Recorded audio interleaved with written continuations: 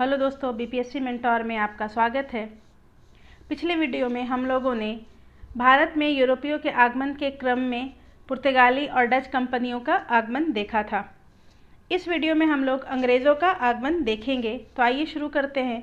1588 ईस्वी में अंग्रेज़ों ने अपनी नौसैनिक श्रेष्ठता स्थापित कर पूर्वी देशों में व्यापार करना चाहा, जिसका परिणाम यह होता है कि 1599 में मर्चेंट एडवेंचर्स नामक व कुछ व्यापारियों ने governor and company of merchant of London trading to the East Indies company की स्थापना करते हैं, जिसको कालांतर में ईस्ट इंडिया कंपनी के नाम से भी जाना जाता है।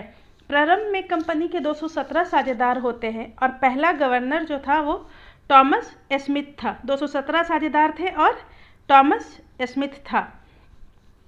उसके पश्चात होता क्या है कि 31 दिसंबर 1600 ईस्वी में महारानी एलिजाबेथ प्रथम ने एक रॉयल चार्टर जारी कर 15 वर्षों हेतु कंपनी को पूर्व के साथ व्यापार करने का एक अधिकार दिया, जिसका परिणाम ये होता है कि 1608 ईस्वी में कैप्टन हॉकिंस पहला अंग्रेज़ जो कि समुद्री मार्ग होते हुए भारत आता है और ये जहांगीर के दरबार में आता है।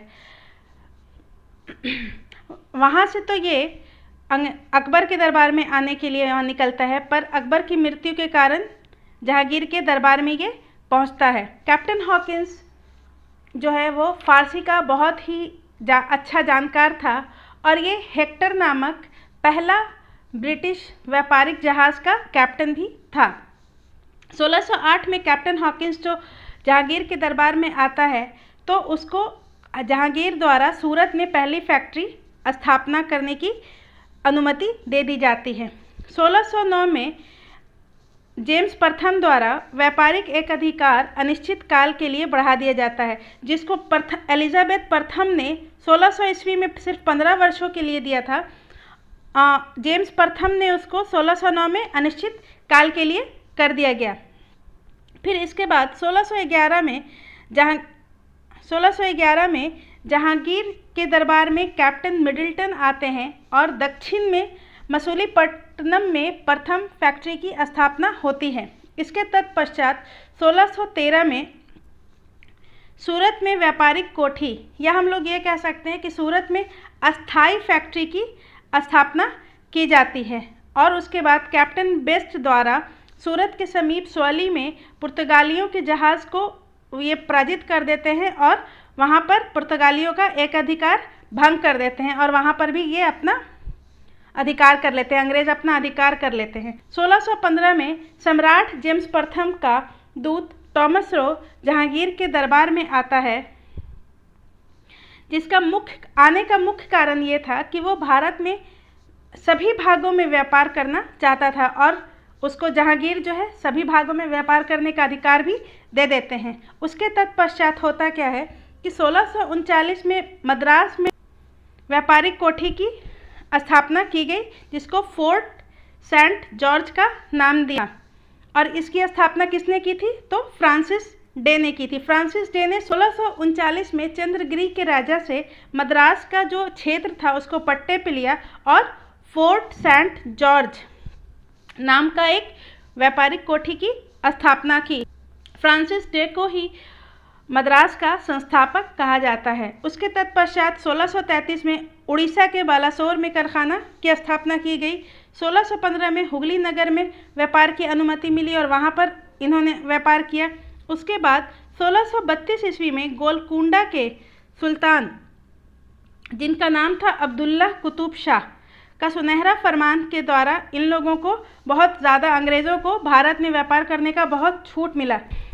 इसको सुनहरा फरमान कहने का मुख्य कारण यह है कि मात्र 500 पगोड़ा वार्षिक कर देकर गोलकुंडा के राज्य के बंदरगाह पर अंग्रेज स्वतंत्रता पूर्वक व्यापार कर सकते थे। इसके तत्पश्चात 1661 में कंपनी को अधिकारी नियुक्त करने का, जैसे कि जनरल हो गया, गवर्नर जनरल हो गया, उसको नियुक्त करने का अधिकार मिल जाता है और इसी 1661 में ही पुर्तगाली राजकुमारी कैथरीन का विवाह जो है चार्ल्स द्वितीय से होता है और उनको पुर्तगालियों द्वारा दहेज में मुंबई का क्षेत्र प्राप्त होता है।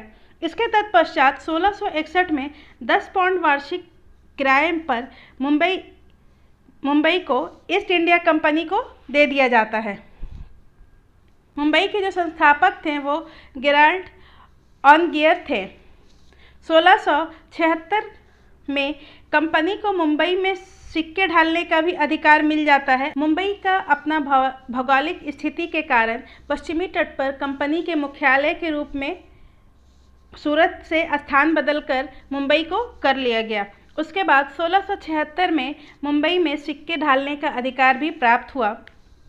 उसके तत्पश्चात 1686 में अंग्रेज़ों ने हुगली शहर को लूटा, जिसके कारण परिणाम यह होता है कि मुगल सेना से अंग्रेज़ों का संघर्ष होता है और सूरत, मसूलीपट्टनम, विशाखापट्टनम आदि से अधिकार अंग्रेज़ों का समाप्त कर दिया जाता है। उसके तत्पश्चात अंग्रेज़ औरंगज़ेब से क्षमा याचना करते हैं और 1.5 लाख रुपया का मुआवजा देने पर उनको ये अधिकार व्यापार का पुनः प्राप्त कर दिया जाता है।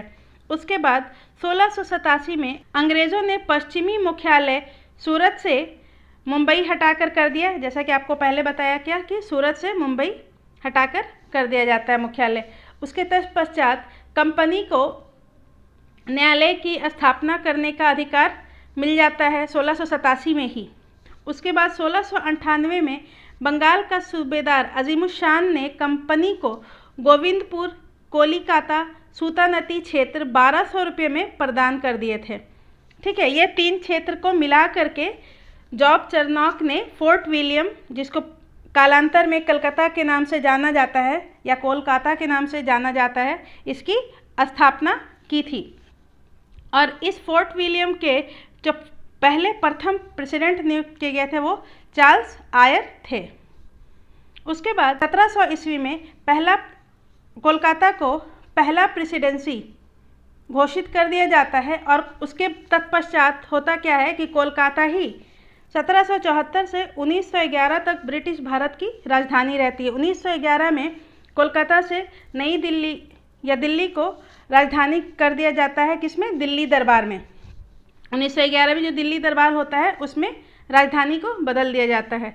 उसके बाद लोग देख सकते हैं कि सबसे पहले जो व्यापारिक छूट मिलता है अंग्रेज़ों को वो शाह सूजा के द्वारा मिलता है। उसके बाद 1717 में फर्रुखशहर निश्चित वार्षिक कर 3000 रुपया, मात्र 3000 रुपया कर चुकाकर और जो भी मुंबई में सिक्के ढाले गए थे वो सारे मुगल राज में चलाने की आज्ञा दे देता है। इसी अधिकार को मैग्ना कार्टा कहा जाता है या महाअधिकार पत्र कहा जाता है। ठीक है, इस फरमान को कंपनी का मैग्ना कार्टा कहा गया और इसे जॉन सरमन जो है फर्रुखशहर से फरमान प्राप्त करने वाला मुखिया था। ठीक है, जॉन सरमन। भारत में कंपनी की फैक्ट्री एक किलाबंद क्षेत्र जैसी थी जिसमें गोदाम, दफ्तर और कर्मचारी के घर होते थे। अगर हम लोग कंपनी की फैक्ट्री की बात करते कि यहाँ कंपनी की फैक्ट्री बनी वहाँ, तो वहाँ पर ऐसा नहीं था कि कुछ निर्माण किया जाता था। वो फैक्ट्री एक किलाबंद क्षेत्र थी जिसमें गोदाम होते थे, दफ्तर होते थे और कर्मचारियों के घर होते थे।